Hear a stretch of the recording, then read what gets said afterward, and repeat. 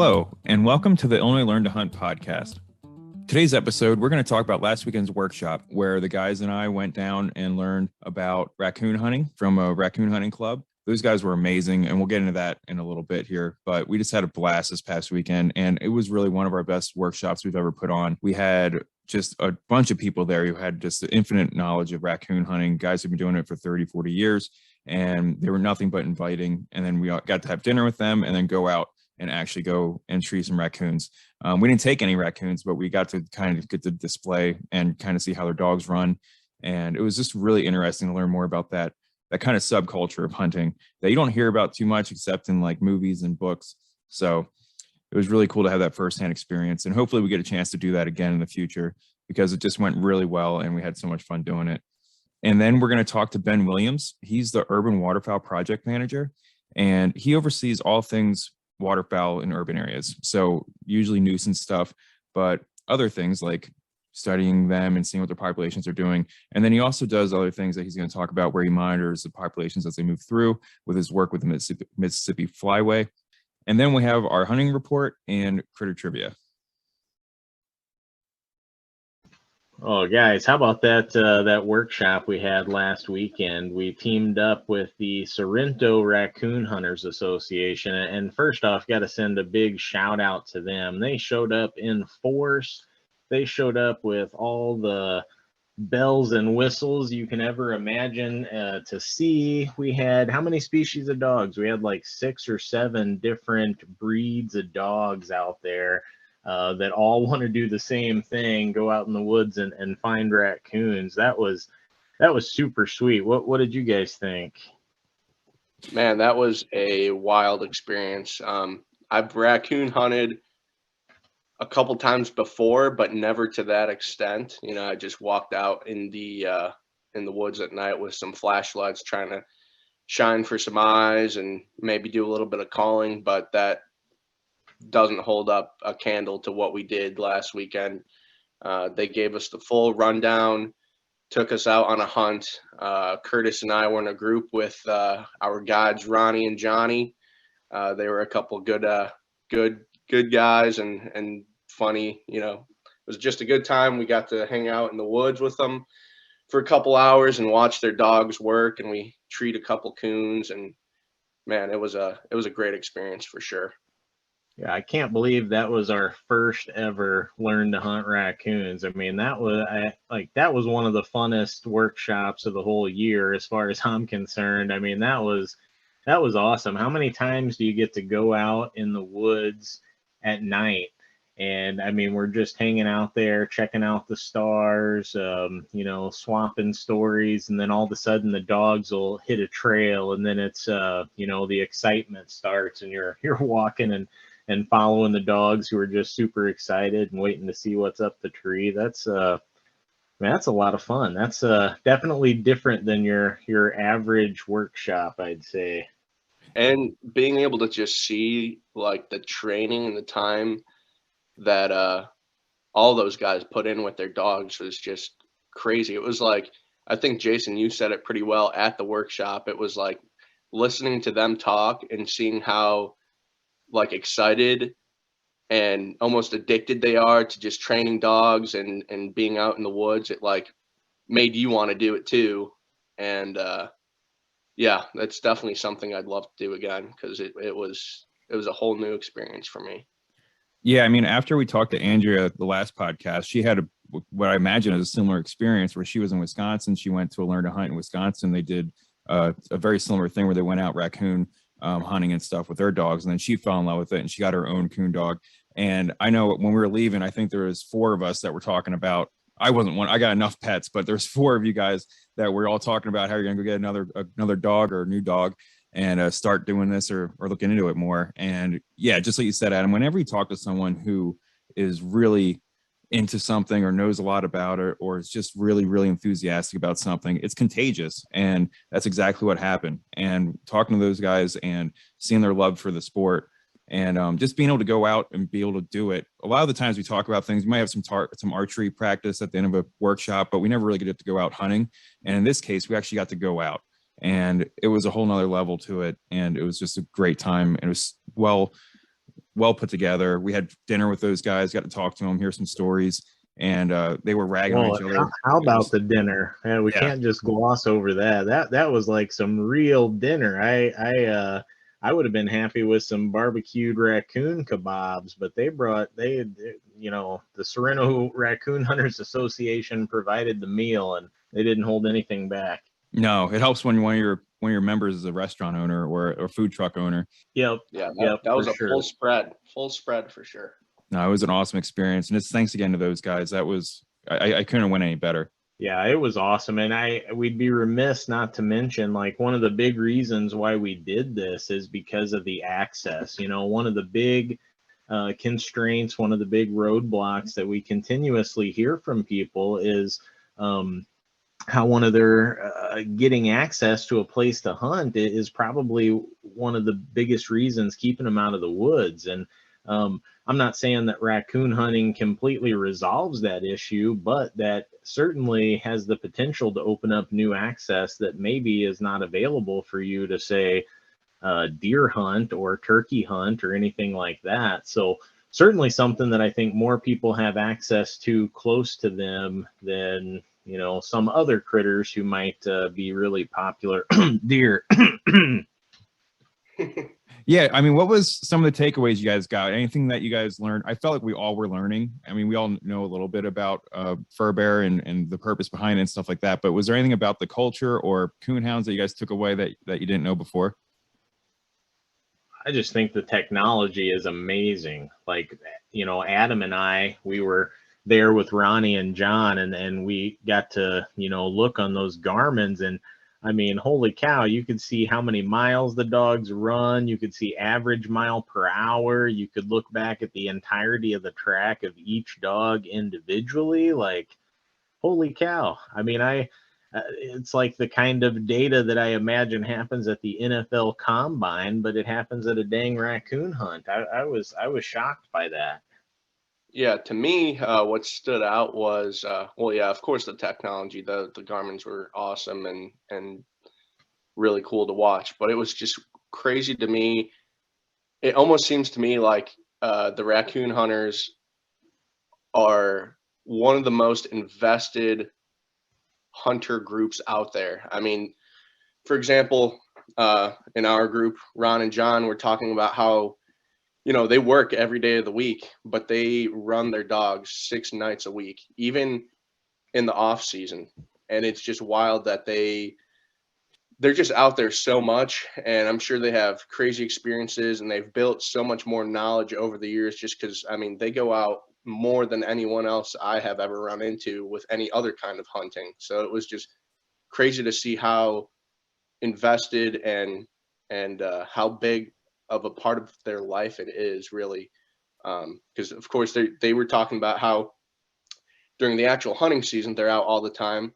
Then there's a little bit of a break to let the woods kind of rest and let the raccoons recover from the hunting season. But then they're out there again almost every night during the off season, just training their dogs. So again, they're treeing the raccoons, of course, not harvesting them at that point, but it's just like a never ending thing all year round. And they're there almost every day of the week for hours on end in the middle of the night. So it's just crazy to see how invested they are really into hunting raccoons. Yeah. 2 things on that. I think it was Billy who I had Billy and Sam. And I think Billy was like, he's like, oh, I would have been going out anyway. I'm like, oh, thanks for having us here. I really appreciate you guys going out tonight. And he's like, oh, this is what I do. I would have been doing this. You guys can come along, go ahead. And I'm like, okay, cool. So that was, he kind of gave us his daily schedule. And we asked him, like, when do you sleep? Because he's basically, I go to work, then I go coon hunting, and then I'm done at like 2, 3, 4, 5 in the morning. And it's like, when do you sleep? And he's like, well, you sleep when you're dead. And I'm like, you're crazy. I'm like, all right, cool. Yeah. But that's his dedication. And like you said, they're just super invested into it. And then the other part that I didn't know too much about was the culture of it, and also kind of the competition aspect of it. They kind of broke down how they do their field trials. It would be something to relate to. So they talk about how they have year-round trials that they go to, and you can go all over the country if you have a good coon dog, and go out and do all these different types of trials. So you got the water trial, you got the tracking trial, and all these other things. And then they also have like the show dog aspect of it. So then you can really want a dog that you can show well, and then also go out and tree raccoons. So just them breaking that down and then showing us the rule book that was a half-inch thick and talking all about that. And it was just really funny and interesting to talk to them about how competitive you could be with it. Yeah, very multi-level sport. Mm-hmm. For sure. And you guys talking about the dedication, like you also got to mention just the passion.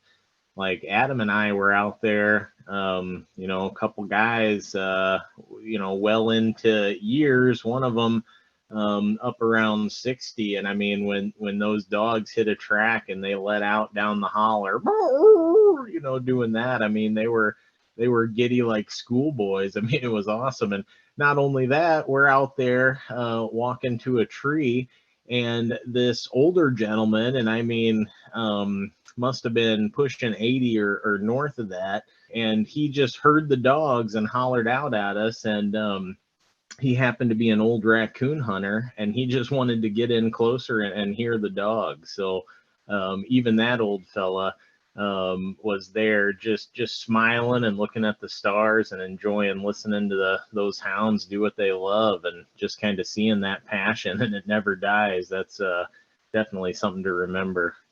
Yeah, great experience all around. I'm going to be talking about it for a while. Yeah, and hopefully we can do another one in the future, maybe come spring or something like that. If we can try to find, I mean, they were nothing but welcoming. I mean, they were. I think the guys were getting offered a couch to sleep on if you want to come back down again. Yes. Yeah. All right, now we're going to go to the interview that Curtis and I did with Ben Williams, who is, again, the Urban Waterfowl Project Manager. Ben, you want to give us a kind of rundown of what that position entails and kind of the work you've been doing? Sure. So as you mentioned, I'm the Urban Waterfowl Project Manager. That's part of a program that deals with wetland wildlife. So a lot of people, I explain it to waterfowl, ducks, geese, swans, all of that stuff. And as the Urban Waterfowl Project Manager, one of my main focuses is assisting the public when they have nuisance migratory bird issues, which includes, but it's not limited to, just Canada geese. We get a lot of Canada goose calls, but there are other migratory bird issues that people have as well. Woodpeckers, or maybe it's mallards, something along those lines. And typically when I am contacted by the public, I go through a lot of different recommendations for management strategies, how people might address some of their concerns or their issues. If it's to the point where a removal needs to occur, I can help get people in contact with professionals that do that, or do the permitting for folks to do it themselves. I can kind of act as a liaison, I guess, between the federal government with their migratory bird laws and our state government that has migratory bird laws, and it can all be kind of confusing. So I try to help out the public navigate that as best as I can, so that they are doing everything legal and with the proper permits. So there's a lot of my job that has to do with that, nuisance migratory birds. But beyond that, I assist with we do banding of Canada geese and wood ducks and mourning doves, and I help out our banding program. I help some of our other waterfowl biologists who do or who set regulations and rules and season dates, and take feedback from the public, the hunting public. We help with blind draws for waterfowl blinds in the summer. We do surveys with aerial surveys, ground surveys, where we count birds and try to get some good indices for populations in the area, especially during migration. I know hunters always are interested in what are the numbers looking like? How many birds are we seeing in the area? And then also, as part of this position, I serve as the Illinois representative on the non-game bird technical section of the Mississippi Flyway Council. And without getting too deep into that rabbit hole, I guess, of what the Mississippi Flyway Council is, ultimately it's a collection of states and provinces that we share migratory birds with. So in general, birds migrate north to south. We share the birds that are migrating from Minnesota and Wisconsin and parts of Canada they come through Illinois, they go further south to Missouri and Arkansas. And so the Mississippi Flyway Council is a collection of states and Canadian provinces that work together to manage birds, not just waterfowl, but there's a heavy waterfowl focus, but birds in general. And so I'm the Illinois non-game bird technical section. So all of the non-huntable species, we meet and we discuss challenges and regulations and things that we can do kind of collectively, because again, we share all of these birds. They don't stop at the state line. Sure. But yeah, so those are just a few things that I work on. I like the role. I get to do a lot of different things. There's a lot of variety in my job, and one of which is being able to talk to people like you guys about geese or nuisance geese or migratory bird issues or just hunting and birds in general. What is the role that hunters play in management of the population? Can you talk a little bit about how hunting kind of helps that? Yeah, I mean, in terms of the large scale of, the Mississippi Flyway and specifically in Illinois, we rely on hunters a lot for managing populations. It's an important aspect of our heritage. Hunting is an important part of the North American wildlife model, and so we, as members of the regulatory community, I guess, members of the public officials, our job is to try to make sure that there's enough birds for people to hunt, make sure that the people that are hunting are doing it appropriately, make sure that our rules and laws and regulations are set up so that it's convenient, or not necessarily convenient, I guess, but it's appropriate for hunters, while at the same time maintaining that resource of the birds. And so, and there's different roles that hunting can play. In the springtime, we see the snow goose conservation order, where we're relying on hunters to remove snow geese from the population because their populations are high. And then on the flip side of things, we rely on hunters to be judicious and follow the laws and regulations for species that maybe aren't doing as well, like scaup or northern pintail. So we rely on hunters on both ends of the spectrum, I would say. Oh, for sure. Yeah. And I know in Illinois, we have the early Canada Goose season that's in September. And that's really to help. I don't know if all hunters realize that or not, but it's for really the resident species there instead of the migratory species. So you want to talk a little bit about how that resident species kind of came about? That's a good question. And I feel like sometimes the terms resident versus migratory, they can be descriptive, I guess, but they're not always necessarily accurate. And so Sure. the way we think about them, at least in our program, is more based on breeding locations. So we've got birds that are here in Illinois throughout the breeding season, and some people call those resident birds. I'll call them resident birds at times, but really they make up a temperate breeding population of Canada geese that are not going all the way back to Canada every year, as opposed to our true migrants that are breeding in the subarctic. And so those resident birds, it's not necessarily that they, stopped migrating one day, an individual stopped migrating. It's just based on breeding locations. I mean, they're still classified as migratory birds. Some people get confused about that. They say, how can these be protected under a Migratory Bird Treaty Act when they don't migrate? Well, they're still classified as migratory birds, and they still might move locally and regionally. They're not necessarily going to sit at one park or one, in one field all year round. And even by saying resident, I think sometimes people immediately think of urban, birds sitting in a city park, where our temperate breeders, they're all over the state. They're all over, Wisconsin and Indiana and some of our neighboring states, and they might even be interchanging between those states. But the difference is they're not making that northward migration every year to go breed in the subarctic like our interior population is. And so it's two subpopulations of Canada geese. It's the same species, they're just different subpopulations, and most of that has to do with where they breed. They're very difficult to, if not impossible, to distinguish between them when they start migrating and intermingling. And so, some people will say, oh, that one's bigger, so it must be a local resident bird, or vice versa. And that's not always the case. But yeah, so I guess long story short, it's mostly has to do with breeding locations. And then I just wanted to make the point that not all resident birds are necessarily urban birds. We have birds out in the rural areas as well that are nesting and spending a lot of time there. That makes sense. So is that population new, or is it just growing faster than the other population? Like, why is it becoming a problem? Well, I guess there's two things to say there. Problem, I would say, is somewhat subjective. Okay. Some people see it as a problem and some people don't.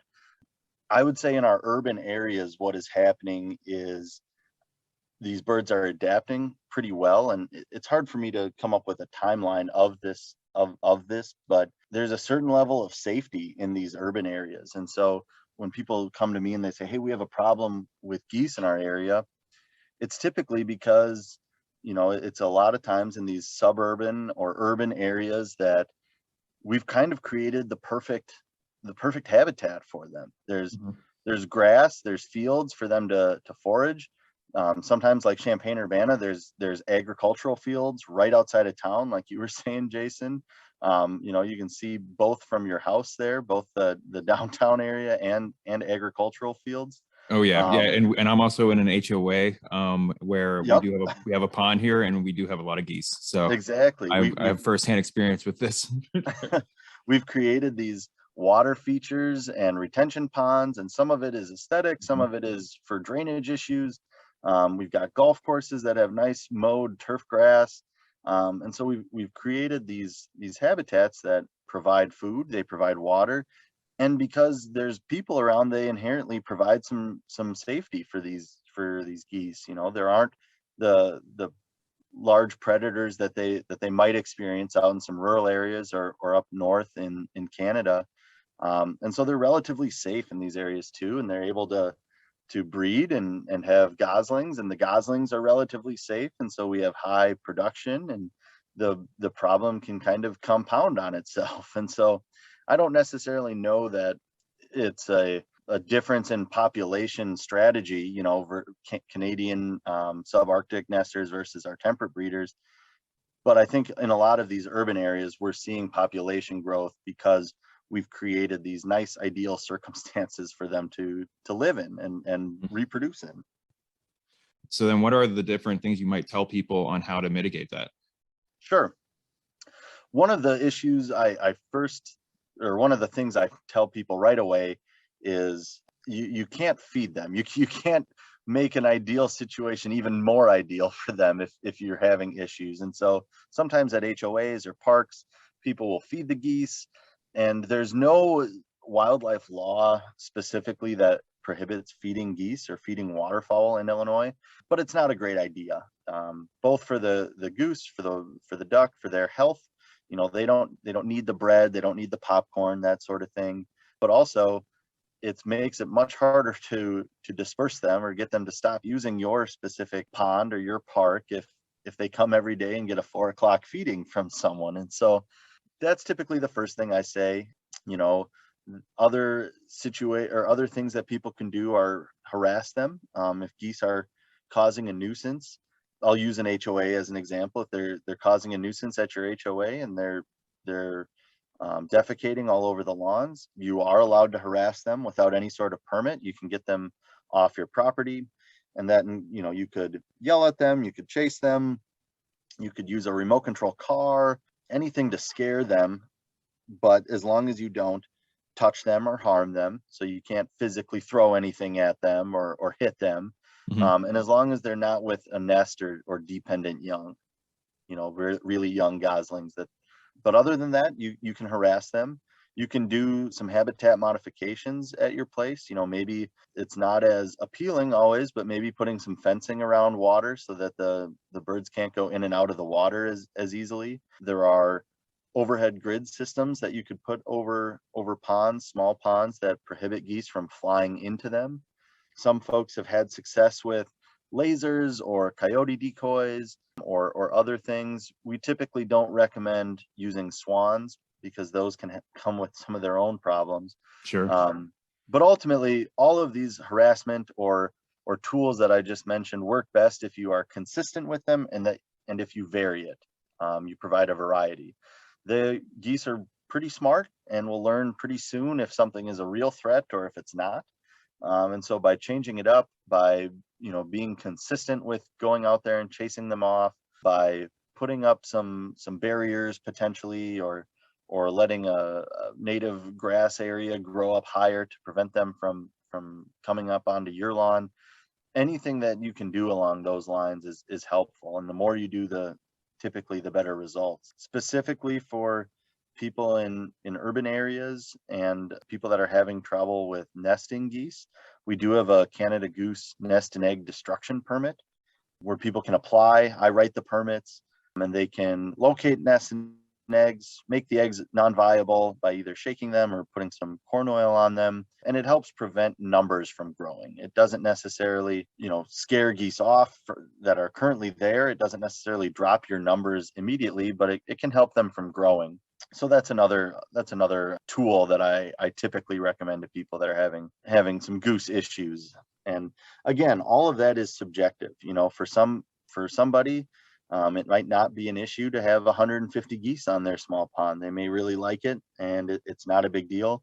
For someone else, it might be a big deal. If they can't go out in their backyard because there's goose poop everywhere, that might be limiting on some of their multiple uses of their property. And so it's all perspective, it's all subjective. But when people contact me, I try to list a lot of these non-lethal tools for them to use if they're having issues. Hey, Ben, I do got a question about that. So in a previous life, I was a fur bear specialist for the state of Wisconsin, so I would get nuisance calls all the time. And I guess one thing that really interests me is like what the public views as a nuisance. And like you said, it's subjective, but is there an actual definition? I mean, when does a goose become a nuisance, right? Like I sometimes go to the gym and there's geese in the parking lot and they chase me, and that makes me unhappy, but does that make them a nuisance? At what point do they become a nuisance goose? That's a good question, and I've got it. There is an actual definition here, and I'm trying to pull it up as I speak to you. There's an actual definition for nuisance, and for geese, it has to do with excessive fecal matter accumulation. Sometimes it can be a noise thing if they're causing too much noise, that can be considered a nuisance. Here, I'm pulling it up right now so I can get you the exact definition in our administrative rules. So here are the things that could be considered a nuisance by migratory birds: excessive fecal matter accumulation, damage to turf or ornamental plantings or crops or structures or vehicles, risks to human safety, such as aggressive birds. And that can become an issue during the nesting season when the adults can become aggressive while defending a nest. Excessive or bothersome noise, or if there's damage to other wildlife, if there's specific threatened or endangered wildlife or important vegetation that's being damaged, that can be considered a nuisance. Or if there's a risk to a health risk, I guess. And I'm not a public health professional, and so I can't say when too much poop becomes a health risk, or an algal bloom or something associated with goose poop becomes a health risk. But if there is a public health risk as deemed by an official or a medical doctor, that could be considered a nuisance as well. With crop damage specifically, maybe not with an HOA, but is there any role where hunters could play to help out a landowner who may be having crop damage? Is there a way they can reach out to try to basically say we have private land open for hunting and we need help with that?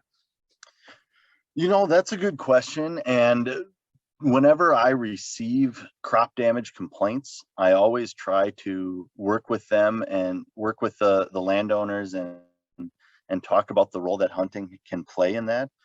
Sometimes the crop damage is occurring in July or something like that, where maybe there isn't a hunting season that is specifically applicable. But I always tell them, our early September season, September 1st through the 15th, that is targeted for resident birds. Again, not necessarily urban birds. So some of these are rural birds, but they can be kind of residential in one area. And so I encourage farmers to let people hunt their land, let folks that are interested come on, and it might not solve the problem immediately for them. That it's not an immediate resolution to their crop damage, but it can help in future years, and so for them to keep that in mind. We do have a program within the DNR called IRAP, which I believe stands for the Illinois Recreational Access Program. And it is designed for landowners that want to allow access to their property for hunting. They can sign up for that. And it's a method, I guess, for farmers to allow hunting access on their land without necessarily having to deal with all of the contacts that people have to go through. So that's an option. I don't know. We don't have very many waterfowl specific ones throughout the state, and I don't really know of a good way for potential hunters to look up who's having nuisance crop damage issues per se. But I would just, in areas that there are lots of Canada geese, I would assume that some of them might be impacting farmers. And so for hunters that are interested, get out there and knock on some doors. And typically, some of these farmers and landowners are more than happy to let people come out and do some hunting if it might mean reducing their goose population for the next spring. Sure. And do you know anything about how that process works around Chicago? I mean, just like when I grew up in high school, I was between Columbia and St. Louis, and basically every piece of property that birds would ever use were leased by a family who owned a big hunting chain. I won't say the family, but anyway, how is it by Chicago? I mean, are people, have you or anybody actually got permission? Is there big leasing rampant issues? You got any implications on how that is for hunters in that area? I would say it's a mix. There are definitely people and properties that are getting leased and guide services that are leasing up properties. And so I guess that is an opportunity sometimes for guides, for folks that want to get out and hunt, to go through a guide. As far as, doing it yourself and getting permission, I wouldn't say it's easy, but it's not impossible either. There are opportunities out there. I think it's a lot of knocking on doors and making contacts. Some of the things that I advise hunters to do, when they're looking for opportunities, is to not necessarily ask the landowner to hunt for the entire season, not try to lock it up for a whole season, but just say, we'd like to come out next Saturday or next Thursday, and have it be a specific date, a specific instance, so that you can kind of prove to the landowner that you're a responsible hunter, a good steward of their property. You're not going to cause an issue. And then, if they don't like it, how it was, then they can, they're not committed to necessarily a whole year. So I recommend people kind of do it as a case by case basis while they build up a relationship with the landowner. Other ideas, I have a good friend that he's big into pigeon hunting, and so there's not really a season on pigeons. You're still allowed to go out and shoot pigeons, and so he uses that as kind of an in with farmers. He'll go out and ask for permission to clean up their barns a little bit, something like that, and then by the time the waterfowl season rolls around, then he's already made some contacts. And so I think it's possible for folks to get out there. It might be might be some extra windshield time, and like I said, knocking on doors. And then the only other thing I'll mention, up in Chicago, there's there's areas in around Chicago, around northeastern Illinois, that might be considered non-traditional hunting areas. You still need to make sure that you're following all local regulations, state regulations, federal regulations, but there might be some non-traditional hunting areas, or places that you can go that you wouldn't think that they're top of the list for birds, but that some of these local birds hang out at. And so those can be opportunities too, if you kind of think outside the box a little bit. Do you have any examples of that? I know in some rural areas, I've gotten permission at golf courses to hunt geese. You kind of work around their schedule about when they want people out there, when they don't. But it's not the first area I always think of when it comes to hunting waterfowl. There are some. I lived in North Dakota for a while, and nobody in my area up there really hunted water, and so there were certain ditches and places that weren't ideal waterfowl hunting areas, but they held birds, and I made the best out of it. And so I think there are probably some places like that, that are on the fringe of suburbia, the fringe of Chicagoland, that maybe get passed over by some of the big guide services or the people that are trying to lease up property, but would still be available, and you could still scratch a hunt, once or twice a year out of there. Sure, get creative. Yep. I got to say, I really like that tip of talking to the landowner instead of asking for blanket, like, oh, can I have duck and goose hunting permission? And that landowner's thinking, oh man, they could be here every day for 60 days or whatever. Asking for that one specific day or one specific weekend, go on a hunt, then maybe send them a thank you card, and then the next time you ask, it might be a lot easier. I'm going to write that one down. That's a good one.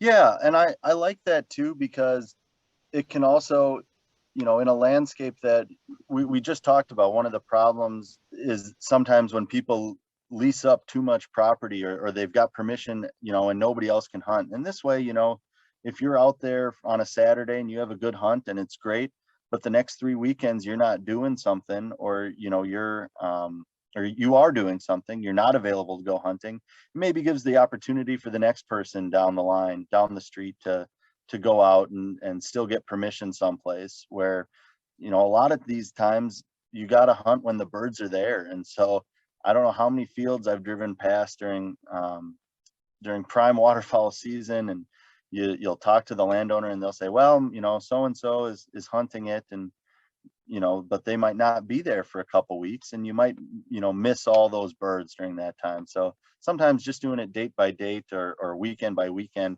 gives the opportunity for another group, another guy, another dad and his son to go out and hunt too, without locking it all up. Share the resource. That is an idea we can definitely get behind. So a unique problem with waterfowl hunting is that you're hunting a migratory species that you can't really scout for. You don't really know when it's going to show up. There's a lot of factors that determine that. And I just kind of wanted to get your perspective on, because you are involved with the other aspects of your job where you're looking at the migration and kind of keeping track of it. Do you have any tips on how to tell when the waterfowl are going to be moving through the area, and like what kind of factors you look at for that? Sure. I mean, I think the big one is weather. I'm always looking when hunting in Illinois. I'm always looking to those northern states and into Canada and see when, what their weather is doing up there. What's going to be pushing the birds further south. Sometimes geese specifically, they're pretty hardy birds. But if water's freezing up, and if they're getting a lot of snow and snow's covering the crop fields, that's a good indication that birds are going to be moving. Winter storm events too. All of a sudden there's something blowing up in the Dakotas, and within a day you could be seeing birds showing up from there. So keeping an eye on the weather conditions further north is a big thing. Unfortunately, winters seem to be getting more mild as the years go on, but keep watching that snow line too up north. A lot of times birds will kind of bounce back and forth. So if we get, a good snow here up in Chicago, we might push some birds out, but that doesn't mean they're gone for the season. They might be back next week once the snow kind of starts to melt again. And so kind of playing those as well. There's actually been some research done about using radar to watch waterfowl migration. I'm not super up to date on where that is now, but I know certain radar images can be used to see birds moving kind of at dusk, and that can be an indication that there's mass migration happening. So Ben O'Neill, he's a professor at Franklin College over in Indiana. He's done some work with that, and so I'd encourage someone to look up some of his research and look into see how you can use radar to plan your next hunt, or at least to keep an eye on birds moving south. Sure. I've actually seen, I do a lot of birding too. And so I'm in a lot of birding groups, and I actually seen that start with birding groups before even waterfowlers started talking about it. You'll see people posting pictures of the LiDAR screen and saying, oh, here's the passerines are migrating. They're popping up on the radar, and they'd use that as a cue to go out and look for birds. So pretty cool. Well, and that brings up another good point of just, going online or going to wherever you get your information and seeing what other people are seeing, using eBird, using Ducks Unlimited Migration Tracker, talking to people in some of those other states, calling and seeing what people are seeing. And, that can be useful as well. Not all the time is it accurate, but it can be useful to kind of gauge what other people are seeing around too. So up north, I mean, you're in the Chicagoland area. We talked a little bit about access. Do you know just any tips for hunters that are looking to get into hunting up there or that are hunting up there? Any good public land up there that you know of that's well known for waterfowl, or is it kind of scarce? There are places. As I'm thinking about it, I don't know how many are open for the September early goose season. But in terms of waterfowl, there's a handful, more than a handful of places in northeastern Illinois that are public land. Some of them are permit draws. Some of them are waterfowl blind draws that we do every summer. Some of them are, first come, first serve blinds. If the person that, the primary blind builder isn't available or isn't there, you can, it's first come, first serve after that. There's a decent amount of places to go.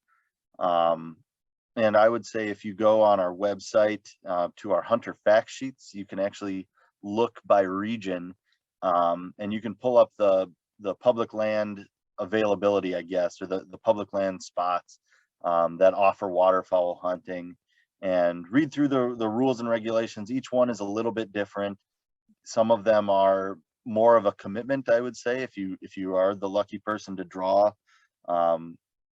Some of them you actually have to build a blind, and some of the draws are you just get to go. You drew a specific date and you get to go that date, and there's a spot for you. And so I think there's definitely opportunities in northeastern Illinois for folks that want to get into waterfowl hunting, want to go waterfowl hunting.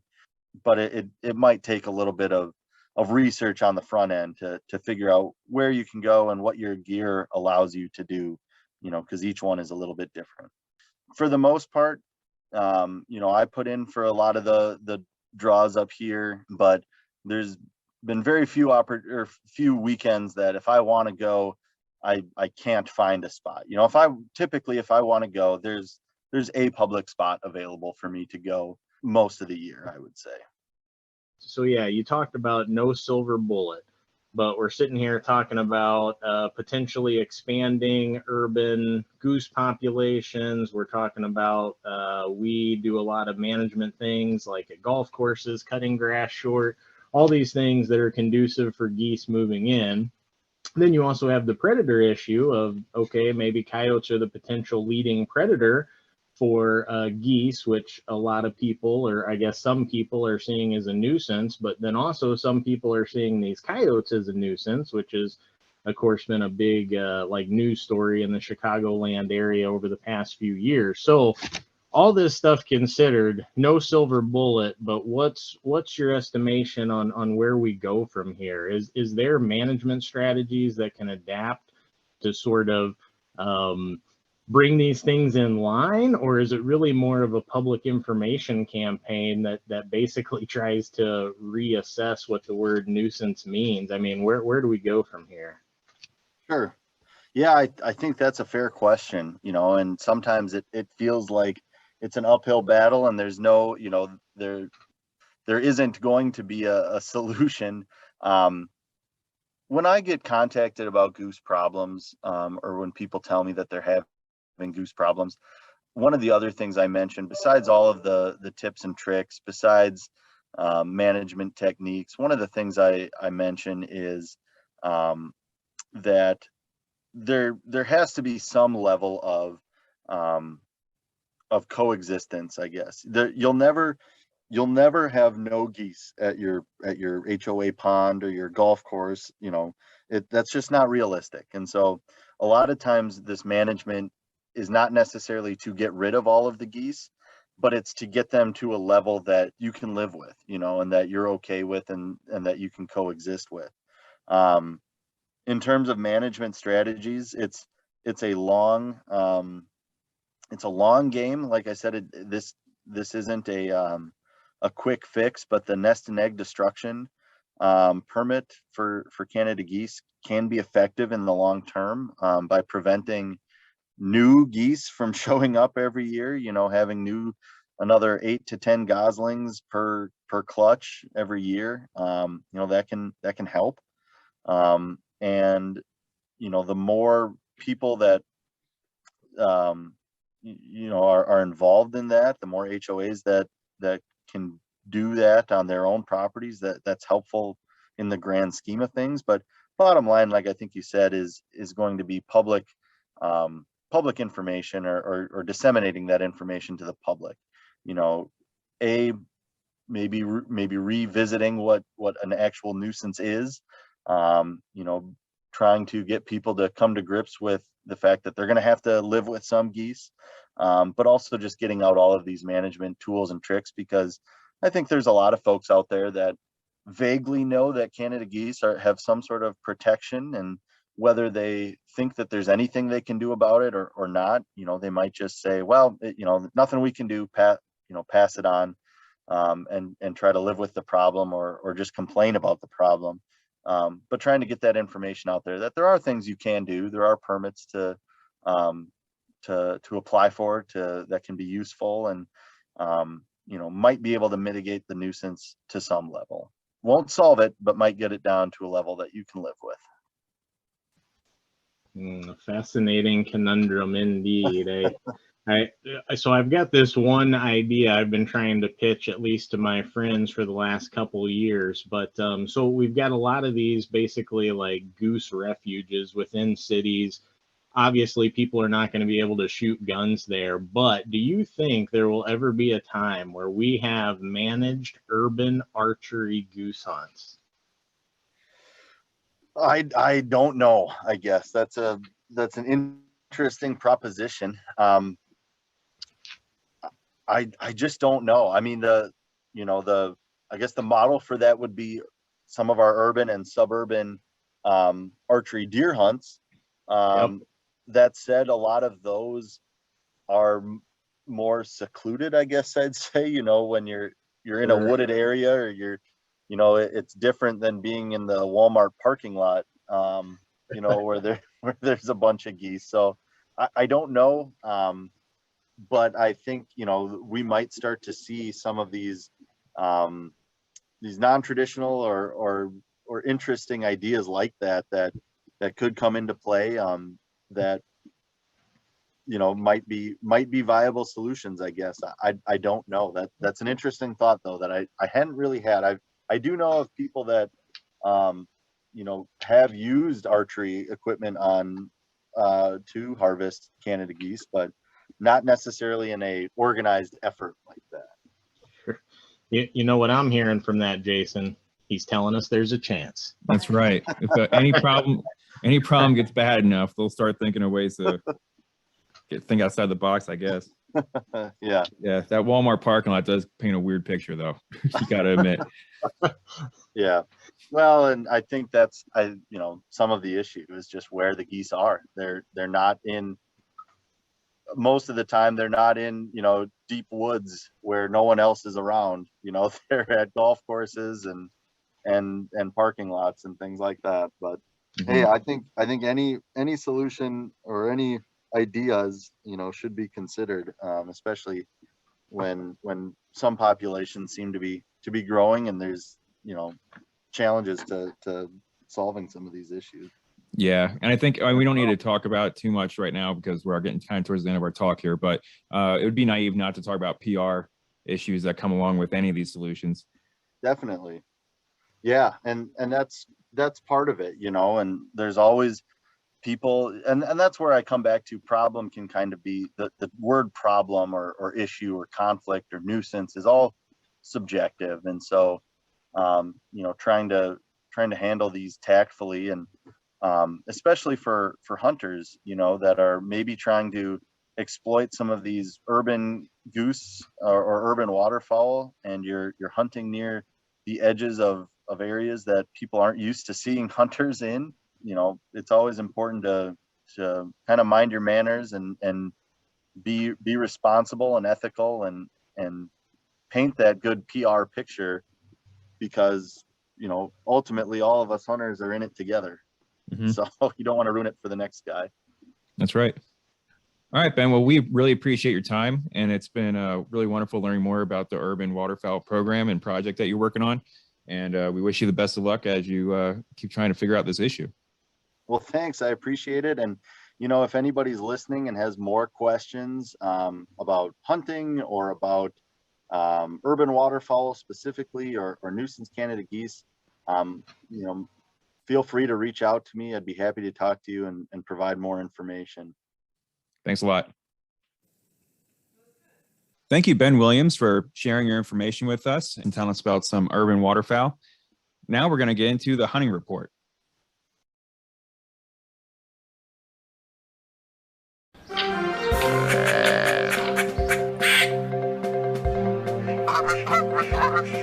All right, first off, we're going to talk about waterfowl. All right, thanks, Jason. So we're into December now. So this is what most waterfowlers are going to classify as late season. So we're dealing with a lot of really variable weather conditions across Illinois. The last time that the Forbes Biological Survey flew was on Tuesday, December 7th. And at that time, we actually had quite a bit of ice, especially in the Illinois River Valley. And of course, that marked a pretty substantial decline in the duck numbers there. Looks like they had close to a 40% reduction in duck numbers in the Illinois River Valley since the previous flight. So a lot of them, seems like most of the ducks that left or flew south are the more cold intolerant species, so like pintail, green-winged teal, widgeon, and gadwall. The mallards, they stayed pretty constant, so just had a 6% decline in them. So they're hanging on. More ducks in the Mississippi River area. They're pretty much right on par or even above the 10-year average. But of course, that varies from north to south quite a bit with the weather we've been getting. And also now it's super warm. So I want to say most of the ice that we did have is probably gone. And so sometimes you'll see ducks move north, south, who knows, depending on where the good food is. So a little bit of weird weather out there. Water conditions have been pretty, haven't changed a whole lot. So we haven't had any more big flood events like we did early in the year. But at this time of year, a lot of times when you're duck hunting, it's mallard hunting, or if you're in the divers, there's still quite a few divers hanging around. So if you got your your canvasback, redhead, ringneck spot, point out on the lake might be a good time to check that out. But a lot of our smaller puddle ducks have already flown on through, but folks in southern Illinois might be still be on them. I haven't heard any reports from down there, but the geese, there's been a decent amount of snow up north in northern Wisconsin. Some places got 4 to 6 to 8 inches of snow, as well as a lot of the lakes have been freezing over. So the geese have been slowly pushing our way. Unfortunately, the real frozen line is still a little bit north of us, maybe somewhere around like Madison or Stevens Point, Wisconsin. So there's still some ground up north of us that is free of snow, free of ice, and the geese can still roam. So we're hoping for a little bit more harsh weather up north to fully push some more birds down, but it might come. Who knows? Weather this year's been pretty hit or miss. So I guess we could say that every year, but right now it looks like turkey season and the morels are going to be popping any day when I look outside right now. So yeah, but that's what I got for the waterfowl report. Get out if you can. I guess at least it's not, it's not so cold right now. People could go hunting and maybe not, freeze their nose off. So that's good. So, okay, moving on to talk about what's going on with the whitetail. So let's go into the deer report. Yep. So deer season, similar to what just Curtis said, we're kind of in the late season now, the back half of the season, and we just finished up most of our firearm weekends. We had the 2 shotgun weekends, and muzzleloader was just this past weekend, the 10th through the 12th. In some parts of the state, mainly in the northern part, there are still some late season firearm counties that have late season firearm weekends, but most of the gun season's over. And yeah, so back to archery season. Again, the weather has not been terribly conducive for good deer hunting. Usually about this time of year, you're really focusing on those feeding patterns and, hoping that the deer get up early because it's really cold and go to food. But that hasn't been the case, just because I think today is December 15th and it is about 55, 60 degrees outside. So they're not terribly pressured to move because they're not that cold. So the deer hunting has been pretty slow the past couple weeks. But yeah, I mean, as soon as there's a big cold snap, I would be getting out in the woods because those deer are really going to be just hitting a few main trails and going straight from their bedding to food, so they can become really predictable, and you can definitely have a good hunt and capitalize on their movement to harvest some deer. So be on the lookout for a cold snap, but other than that, it's been pretty slow so far the past couple weeks. Yeah, and to kind of build off that, we do have a webinar that we uploaded to our YouTube channel on late season deer hunting, and it's about an hour and a half full of information. Goes over how to e-scout and the different traditional, when the weather's cold, ways to do some late season hunting. So we do a deep dive into late season deer hunting in that. So check that out if you're interested in getting out and trying to figure out where to find some good bedding and things like that to get between that bed and feed pattern. Yep, super good resource there. So definitely check that out. Great. So what's going on? I know Upland's still open. Adam, you got any updates on Upland hunting or small game? Yep, Upland small game still open. This is kind of the time of the year that I personally switch gears. I've been hunting deer pretty heavily, from October 1st. Now my mind kind of starts wandering to the other things that I can hunt. So did a put and take hunt here in central Illinois about a week ago, and definitely saw some birds. Again, not everyone's into that kind of hunting, but wanted to get the dog out and give her some action, so that was fun.